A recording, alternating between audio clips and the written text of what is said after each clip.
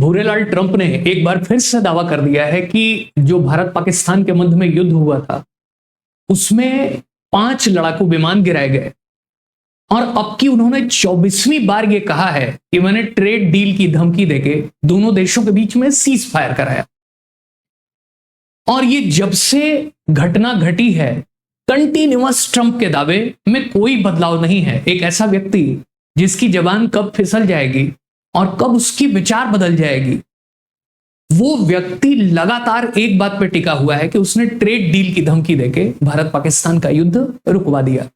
और अब तो उसने एक ऐसा दावा किया है जो कि लगातार पाकिस्तान की ओर से किया जा रहा था। उसने कहा कि 5 लड़ाकू विमान या जेट मार के गिरा दिए गए। हालांकि ट्रंप ने यह नहीं बताया कि वो विमान किसके थे। और उसके एक के बाद एक दावे से तो ऐसी स्थिति हो गई है कि वो मोदी जी को सांस ही नहीं लेने दे रहा है। एक दिन वही दावा, दूसरे दिन भी वही दावा, तीसरे दिन भी वही दावा। और जब उसने देखा कि कोई फर्क नहीं पड़ रहा है भारत की सरकार को, तो उसने आके अब कह दिया कि 5 लड़ाकू विमान गिराए गए।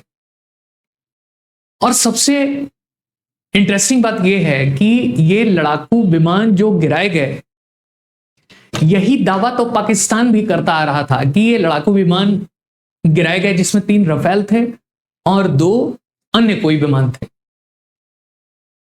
लेकिन भारत की सरकार की तरफ से इस बात में कोई स्टैंड नहीं लिया गया, नहीं इस बात को नकारा गया। हालांकि हमारे जो सीडीएस हैं, chief of defence staff Anil Chauhan और भी हमारी सेनाओं के उच्च अधिकारियों ने बार बार यह कहा कि हमने कुछ विमान खोए हैं, लेकिन हमने दुगनी ताकत से पाकिस्तान के ऊपर अटैक किया और उनको ध्वस्त कर दिया, उनके एयरबेसेस को। लेकिन सरकार की ओर से कोई भी स्पष्टीकरण नहीं आया। और अब तो डोनाल्ड ट्रंप ने कह दिया है कि 5 विमान गिराए गए, जो पाकिस्तान की ही लाइन को कंफर्म करने वाला है। और अभी भी सरकार इस बात को लेके कोई काउंटर नहीं कर रही है। अगर आपको याद हो कि 1998 में जब परमाणु परीक्षण करने वाला था भारत, तो उस समय अमेरिका आज के समय से दुगुना ताकतवर था। और बिल क्लिंटन का फोन आता है और खुद वाजपेयी जी कहते हैं कि उन्होंने फोन ही रिसीव नहीं किया। दुनिया भर के सैंक्शन भारत के ऊपर लगे, पूरे विश्व के, लेकिन वो अंगद के जैसा वाजपेयी जी पैर टिकाए रहे और अंत में विश्व को झुकना पड़ा, सारे सैंक्शन हटा लिए गए और भारत एक परमाणु शक्ति बन गया। इसके पहले तो अमेरिका और भी ताकतवर था। निक्सन जब राष्ट्रपति था तो उसने तो बंगाल की खाड़ी में अपना 7वां जहाजी बेड़ा भेज दिया था भारत के विरुद्ध आक्रमण के लिए। लेकिन इंदिरा गांधी ने उसके बावजूद भी रूस से समझौता करके युद्ध जारी रखा और पाकिस्तान का बंटवारा कर दिया। इसके पहले भी जब मनमोहन सिंह प्रधानमंत्री थे, तो आप देखेंगे कि इंदिरा गांधी और वाजपेयी और उसके बाद मनमोहन सिंह, आप देखेंगे कि मनमोहन सिंह के समय भी जब एक हमारे भारतीय विदेश सेवा के राजनयिक से किसी भी तरीके कोई गलती हुई और अमेरिकन सरकार ने जब गिरफ्तार कर लिया, तो भारत ने तुरंत ही अमेरिका को धमकी दी कि उसने जिनेवा कन्वेंशन का उल्लंघन किया है और हम भी टिट फॉर टैट करेंगे और कार्रवाई करेंगे। ओबामा भी बहुत अदब से बात करते थे भारत के साथ।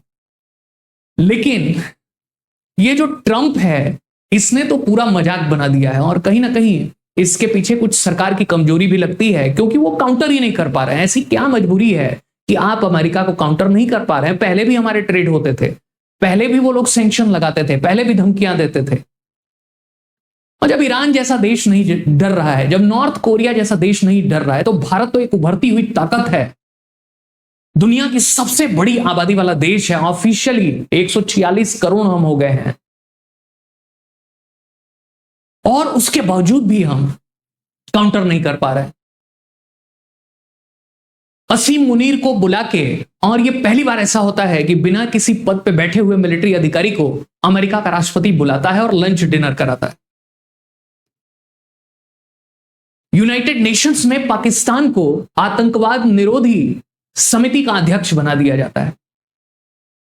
एससीओ में भारत को बुला के और पहलगाम आतंकी हमले की कोई निंदा नहीं की जाती है, बल्कि बलूचिस्तान का मामला उठा लिया जाता है।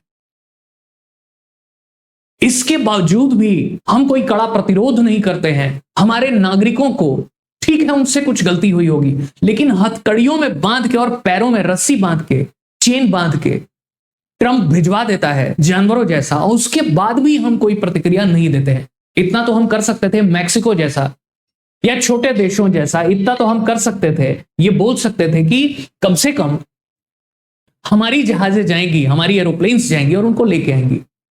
तो ये होता है एक राष्ट्रीय हित, एक राष्ट्रीय धर्म, और यही एक राष्ट्र को मजबूत बनाता है कि आप कितने अडिग हैं विपरीत परिस्थितियों में। तो ट्रंप के बार बार दावे और हम बार बार उससे हट जा रहे हैं, तो ये क्या चक्कर चल रहा है, ये बिल्कुल समझ में नहीं आ रहा है। वो सीज फायर से शुरू हुआ जब ट्रंप ने घोषित किया कि मैंने दोनों देशों के बीच सीज फायर करा दिया, और अपने सोशल मीडिया साइट ट्रुथ पे जब उन्होंने डिक्लेयर किया, तब से ये मामला चला आ रहा है। तो आप देखेंगे यहां पे कि ये स्थिति चल रही है। अब ये ट्रंप का जो दावा है ये पाकिस्तान की लाइन पे ही है, और 7 तारीख की घटना है कि द हिंदू में एक लेख छपता है कि हमारे लड़ाकू विमान गिरे हैं, शायद रफेल, और बाद में जब सरकार प्रतिरोध करती है तो द हिंदू लिखता है कि हमने उस पोस्ट को डिलीट कर दिया और अभी तक सरकारी कोई प्रतिक्रिया नहीं आई है और इसलिए हम पोस्ट को डिलीट करते हैं। हालांकि अंतर्राष्ट्रीय जितने भी अखबार थे, जितने भी न्यूज़पेपर थे, जितने भी मीडिया समूह थे, उसमें कुछ कुछ आ रहा था कि कुछ लड़ाकू विमान गिरे हैं। तो वहां भी क्योंकि सरकार ने फर्मली इस बात को डिनाई किया कि किसी भी तरीके की क्षति है, तो द हिंदू पीछे हट गया कि हो सकता है कि मेरे पत्रकार से गलती हो गई हो। आप देखेंगे कि उसके बाद एक नई कहानी शुरू हुई कि सरकार का स्टैंड अलग रहा और हमारे सेना के उच्च अधिकारियों का स्टैंड बिल्कुल अलग आ रहा था। सीडीएस अनिल चौहान ने ब्लूमबर्ग टीवी को दिए साक्षात्कार में जब पहली बार माना कि हमारे कुछ प्लेन्स गिरे हैं, तो पत्रकार ने पूछा ब्लूमबर्ग के कि कितने प्लेन्स हैं, क्या 6 प्लेन्स हैं, 5 हैं, कोई गिनती बताइए, 4 हैं। तो उन्होंने कहा कि इतने नहीं हैं, लेकिन कुछ प्लेन्स गिरे हैं और उससे ज्यादा जरूरी है कि वो क्यों गिरे हैं। हालांकि उन्होंने ये बात स्पष्ट किया कि हमने पाकिस्तान को अपनी गलतियों को करेक्ट किया और पाकिस्तान को दुगने वेग से प्रहार किया और उनको पूरे जैसे टेस्ट मैच में 1 पारी और रन से हराया जाता है, हमने 1 पारी से हरा दिया। लेकिन सवाल यह था कि सरकारी स्टैंड, जो सरकार की ओर से प्रतिक्रिया थी, उसमें यह बात क्यों नहीं आई। बार बार सेना के उच्च अधिकारियों द्वारा यह क्यों कहा जाता रहा कि हमने कुछ विमान खोए हैं।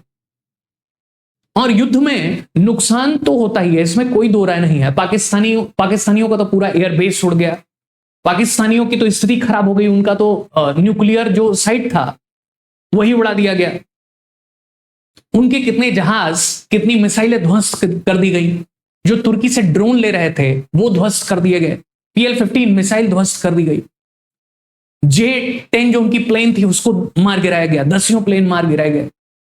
मुद्दा ये नहीं है, मुद्दा ये है कि उस बात को अननेसेसरी महत्व दिया गया और हमने पाकिस्तान की नैरेटिव में फंसने का काम किया। क्या हमें नहीं पता था कि चीन और पाकिस्तान फेक नैरेटिव फैलाते हैं? क्या हमें पता नहीं था कि जितने साइबर क्राइम होते हैं वो भले ही नॉर्थ कोरिया का नाम आता है लेकिन उसके पीछे चीन की एजेंसीज काम करती हैं? हमें पता नहीं था कि जबरदस्त पैकिंग होगी चीन की ओर से।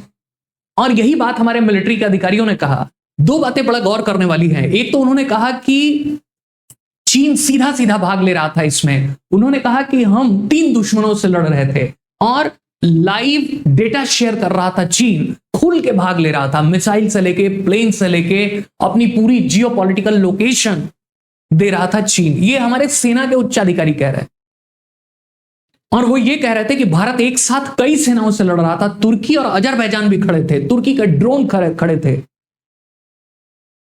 तो ये स्वीकारोक्ति के बावजूद भी सरकार चीन का नाम लेके सीधे सीधे क्यों नहीं कह रही थी कि चीन क्यों हमारे आंतरिक मामलों में हस्तक्षेप दे रहा है और हम इसे मानेंगे कि चीन सीधे सीधे हमारे मामले में हस्तक्षेप दे रहा है, युद्ध लड़ रहा है। हम इतना तो कह ही सकते थे, लेकिन शुरू से लेकर अंत तक चीन का नाम लेने के लिए बचते रहे और बार बार भारतीय सेना के उच्चाधिकारी ये कहते रहे कि चीन सीधे सीधे इन्वॉल्व था।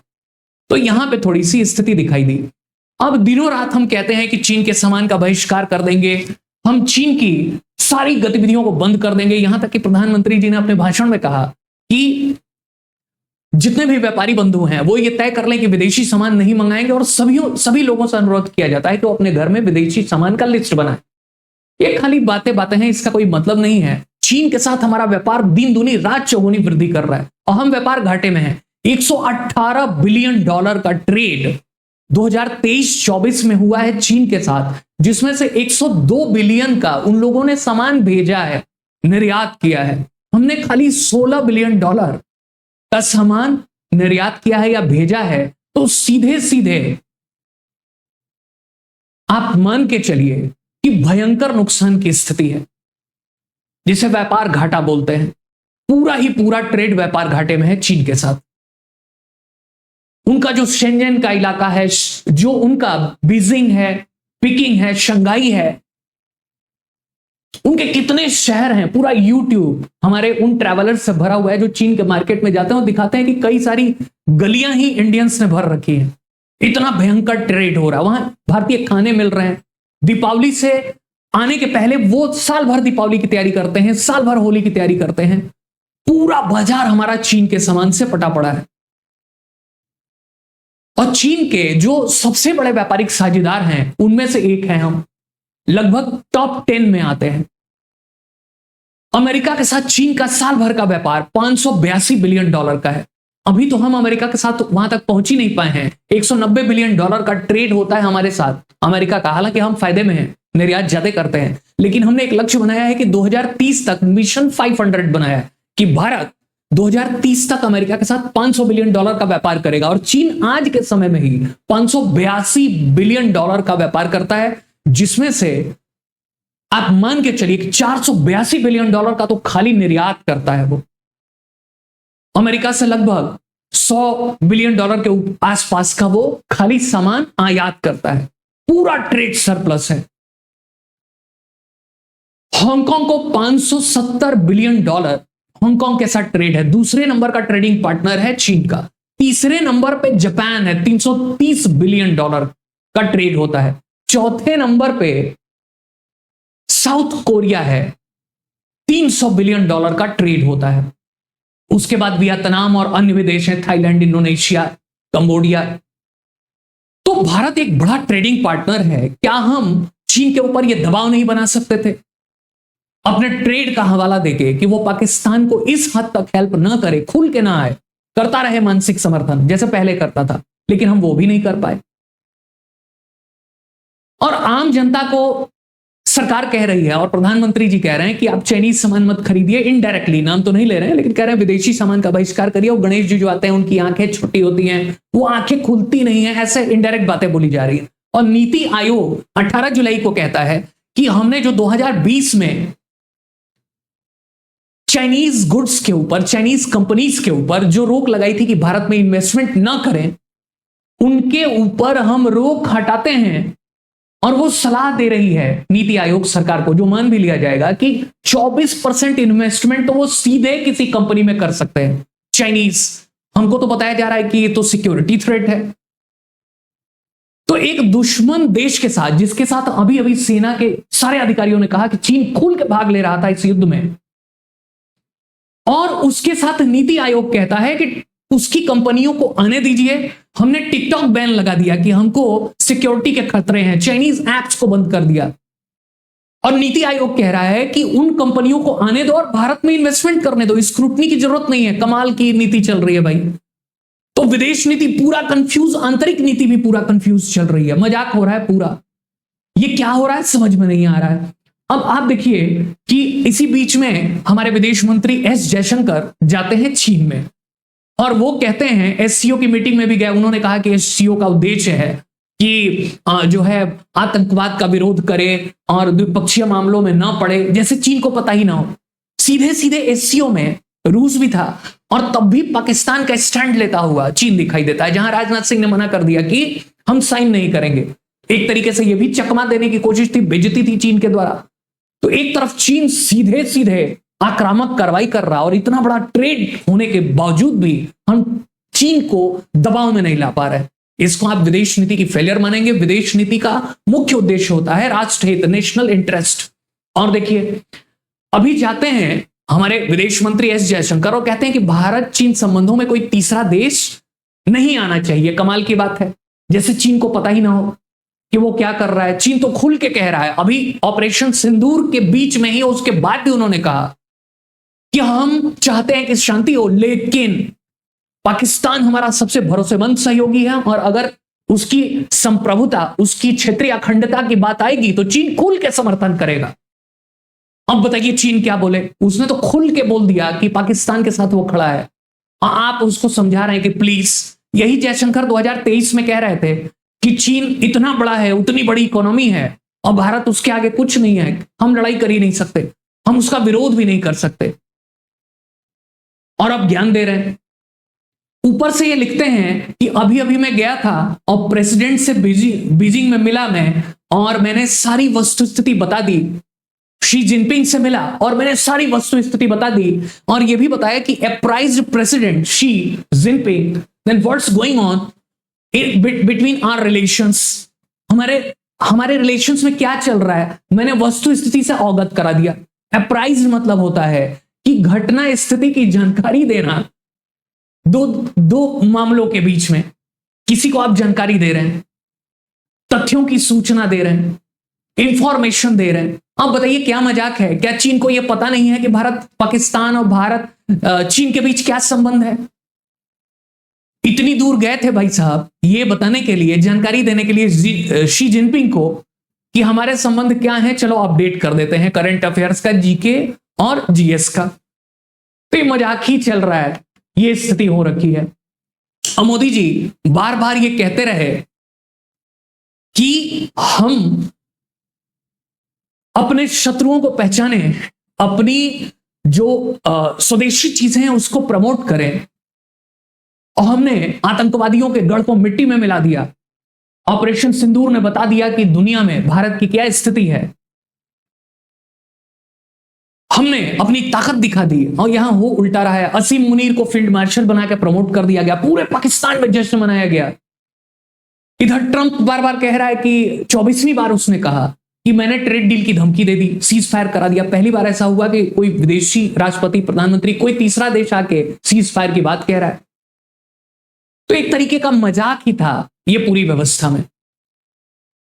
तो हमारी विदेश नीति कुछ तो कंफ्यूज लग रही है, और अब हमें एक सटीक निर्णय लेने का समय आ गया है। हमें स्पष्ट रूप से यह देखना होगा कि हमारी क्या स्थिति है। अमेरिका का पिछलग्गू बन के हमेशा ही नुकसान हुआ है।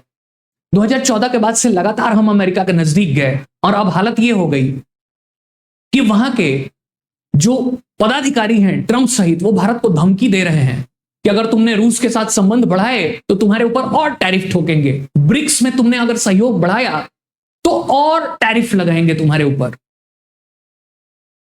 दोनों काम एक साथ नहीं कर सकते। अब ईयू ने भी, ईयू के, यूरोपियन यूनियन के प्रेसिडेंट ने भी भारत को धमकी दी कि तैयार रहो टैरिफ झेलने के लिए। बताइए, अब भारत को धमकी मिल रही है। दुनिया का सबसे बड़ा लोकतांत्रिक देश, दुनिया की सबसे ज्यादा टैलेंटेड वर्कफोर्स, और उसको धमकी दी जा रही है। जब भारत कुछ नहीं था तब धमकियों के दबाव में नहीं आया, और जब भारत उभरती हुई ग्लोबल ताकत है तब धमकी दी जा रही है। इसका मतलब सीधे सीधे सरकार की कुछ न कुछ तो नाकामी दिख रही है। सरकार को इसके लिए रणनीति बनानी चाहिए। ये बार बार जो ट्रंप कह रहा है, जो बार बार ईयू धमकी दे रहा है, अब भारत को धमकाने की बारी है कि अगर तुम जो है ट्रेड की धमकी दोगे तो हम भी तुम्हारे सामान को खरीदना बंद कर देंगे, तुम्हारे रक्षा हथियारों को खरीदना बंद कर देंगे।